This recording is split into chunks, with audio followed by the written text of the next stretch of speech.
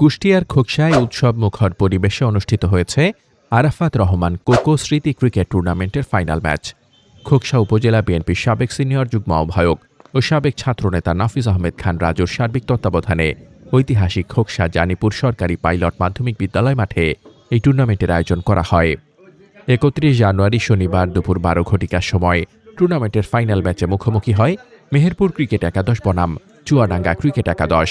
টান টান উত্তেজনার এই ম্যাচে প্রথমে ব্যাট করে চুয়াডাঙ্গা ক্রিকেট একাদশ ১৭১ রানের লক্ষ্যমাত্রা ছুড়ে দেয় মেহেরপুর ক্রিকেট একাদশকে। জবাবে ব্যাট করতে নেমে ২০ ওভারে ১০ উইকেটে ১১৭ রান করে বিশাল ব্যবধানে জয়লাভ করে চুয়াডাঙ্গা ক্রিকেট একাদশ।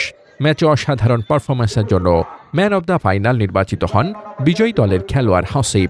Man of the tournament Khoksa cricket একাদশের আরফিন জনি। বিজয়ীদের হাতে ট্রফি তুলে দেন নাফিজ আহমেদ খান রাজু।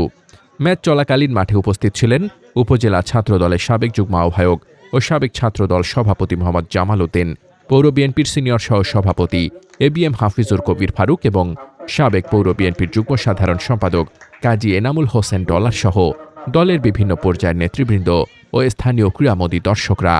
উল্লেখ্য, জমজমাট এই টুর্নামেন্টে মোট ৮টি দল অংশগ্রহণ করছে।